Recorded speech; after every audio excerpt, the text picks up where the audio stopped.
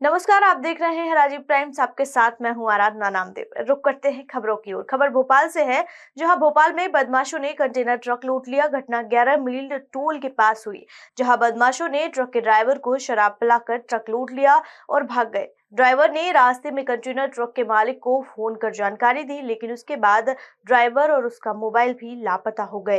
Container truck passport नगर divine school के पास लावारिस हालत में मिला।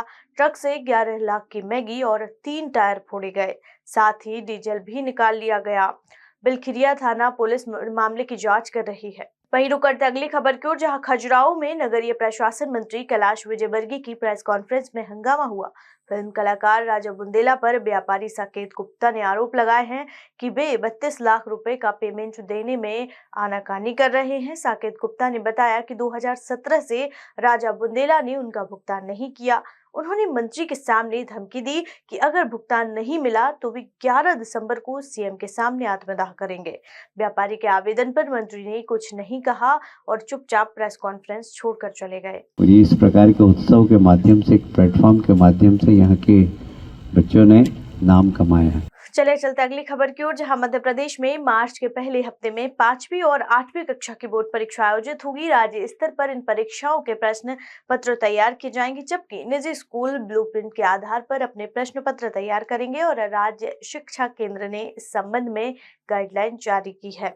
इसके साथ ही 9वीं से 12वीं तक की अर्धवार्षिक परीक्षाएं आज से शुरू हो रही हैं। प्रदेश भर में लगभग 30 लाख परीक्षार्थी इन परीक्षाओं में शामिल होंगे और शिक्षा विभाग ने इन परीक्षाओं को लेकर पूरी तैयारी कर ली है।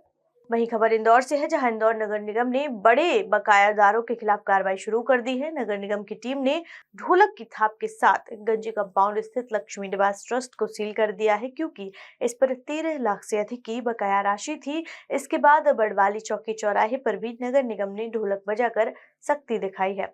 होटल और अन्य बड़े बकायादारों ने यहाँ भी इसी तरह की कार्रवाई की है। वहीं मुख्यमंत्री मोहन यादव ने राइजिंग राजस्थान के संदर्भ में अपनी प्रतिक्रिया व्यक्त करते हुए कहा कि प्रधानमंत्री नरेंद्र मोदी के मार्गदर्शन में सभी राज्यों ने औद्योगिक निवेश को बढ़ावा देने के लिए महत्वपूर्ण कदम उठाए हैं। उन्होंने राजस्थान के मुख्यमंत्री भजन लाल शर्मा को इस सफलता के लिए बधाई दी, जिन्होंने 9 से 11 दिसंबर तक राजस्थान में वैश्विक निवेश सम्मेलन का आयोजन किया।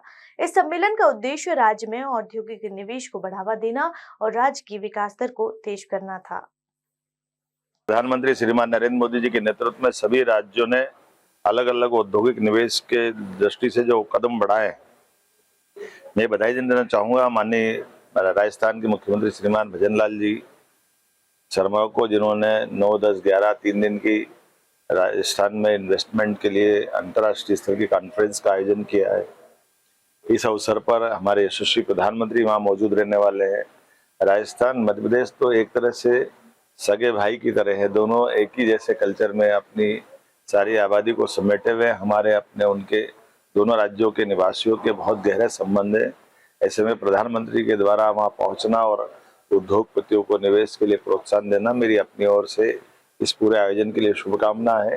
यशस्वी प्रधानमंत्री श्रीमान नरेंद्र मोदी जी के नेतृत्व में जब भारत दुनिया की तीसरी आर्थिक महाशक्ति बनने जाएगा, तो ऐसे में सभी राज्यों को समान रूप से काम करने की जरूरत है। हमने भी अपने संभाग की रीजनल कॉन्क्लेव करते करते जनवरी में शहडोल संभाग के कॉन्क्लेव करने के बाद फरवरी में इंटरनेशनल लेवल की कॉन्क्लेव हमारे भोपाल में भी होने वाली है। हम सब मिलकर के भारत की प्रगति में यथायोग्य सहभाग कर रहे हैं। मेरी अपनी ओर से यशस्वी प्रधानमंत्री के लिए हमारे मार्गदर्शन करने के लिए आभार भी और राजस्थान सरकार को बधाई। इस बुलेटिन में फिलहाल इतना ही। देश दुनिया की तमाम खबरें देखने के लिए देखते रहिए राजीव टाइम्स। नमस्कार।